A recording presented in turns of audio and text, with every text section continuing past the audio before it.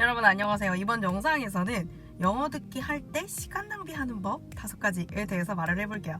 제가 사실은 지금 일정차 LA에 나와 있어요. 미국 LA에 나와 있는데 그래서 영상이 조금 늦어졌는데 게다가 제가 다른 장소에서 이 영상을 찍었는데 인트로를 안 찍었어요.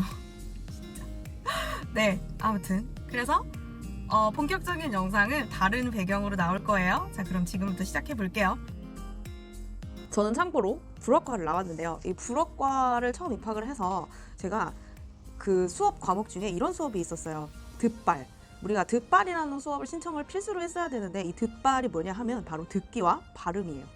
제가 이 수업을 들으면서 저는 원래 불어는 잘 못해서 그 불어보다는 영어 듣기가 훨씬 더 많이 늘었던 이 수업이었어요. 물론 과목 자체는 직접적으로 관련은 없었지만 제가 여기서 깨달은 건 이게 듣기력과 발음은 같이 가는구나. 이 발음을 알아야지 들을 수가 있구나 라는 걸 알았기 때문이에요. 자, 그러면 듣기 공부하면서 가장 쓸데없는 짓, 효과를 못 보는 그런 것들을 제가 4가지만 꼽아보고 싶어요. 그래서 첫 번째는 눈으로 보기만 한다.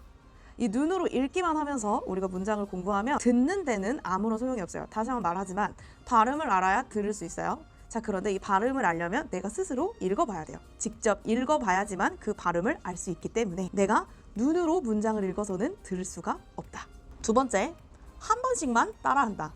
물론 이 눈으로 읽기만 하고 한 번도 안 하는 것보다 한 번이라도 따라하는 게 훨씬 낫지만 이 한 번씩만 따라하면 반복 효과가 없어요. 반복 효과가 없다는 얘기는 즉 인지적인 언어의 세계에서 본능적인 언어, 다시 말해서 생각을 해야만 뜻을 알 수 있는 단계에서 본능적으로 듣자마자 뜻을 알 수 있는 단계로 가기가 힘들다는 의미가 돼요. 그래서 기왕 어차피 따라 할 거 최소 3번 이상을 따라 해주셔야 돼요. 네, 이게 혹시 1번과 2번이 혹시 같은 얘기인가요? 전 조금 다른 얘기 같은데 어떤 면에서 보면 같은 얘기인 것 같기도 하고. 아무튼 세 번째, 정말 중요한데 끊어읽기로 해석 연습한다. 이거는 R씨나 L씨나 절대 하면 안 되는, 이거야말로 정말 시간 낭비인 학습법이에요. 절대 하면 안 돼요. 그러니까 예를 들면 이런 거예요. 우리가 I love you 라는 말을 들었을 때 나는 사랑한다 너를 이렇게 하지 않죠? I love you 하는 순간 난 너를 너무 좋아해 이렇게 의미 단위로 들어오잖아요. 혹은 그러면 조금 더 긴 문장을 해볼게요.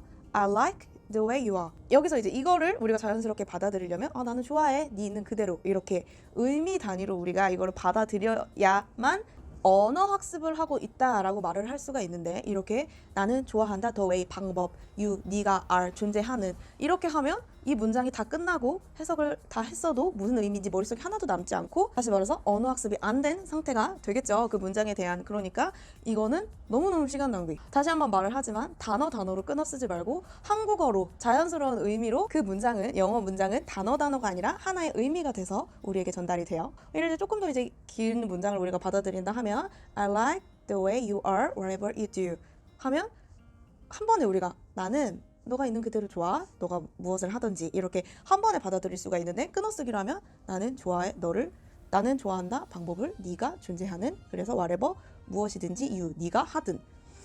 무슨 말이야? 네, 한국어로 해도 모르겠죠. 네 번째, 될 때까지 딕테이션 혹은 쉐도잉 한다. 네, 이거는 아시는 분들은 아시겠지만 모르는 단어는 끝까지 안 들려요, 여러분. 그 단어 자체를 모르는데 뭐 백날 듣는다고 해서 아무런 소용이 없죠. 그러니까 이 딕테이션 같은 경우에는 3번 이상해서 안 들리는 건 바로 찾아주세요.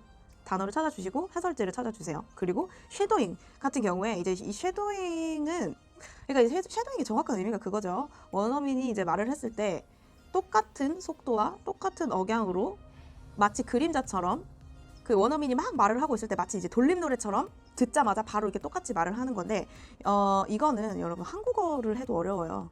이 쉐도잉 같은 경우는, 이런 방식의 쉐도잉은 한국어로 해도 어렵습니다.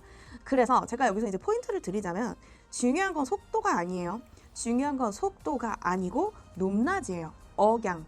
그렇기 때문에 안 되는 쉐도잉 억지로 하다가 괜히 영어 공부하기 싫어지고 포기하지 말고, 좋은 방법은, 좀 베스트인 방법인 제가 생각했을 때 한 문장 듣고 끄고 따라 읽는 거예요.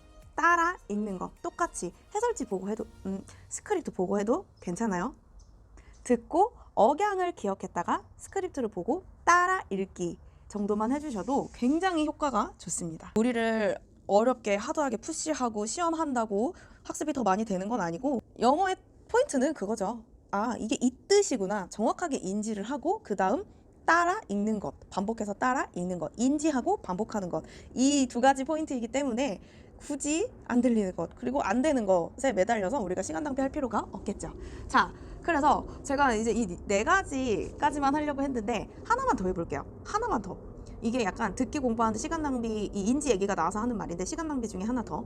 흘려듣기. 그냥 아시죠? 무슨 뜻인지 모르는데 영어 뭐 미드라든지 뉴스라든지 이런 것들 그냥 이거 들으면은 내가 어느 정도 들리겠지. 흘려듣기는 아무런 작용을 하지 못해요. 우리가 언어적으로 이 뇌에서 작용을 하지 못해요. 이게 이 소리가 무슨 소리인지도 모르고 그 소리가 갖는 의미도 무엇인지 모르기 때문에 그냥 흘려듣기는 우리를 괜히 졸리게만 하거든요.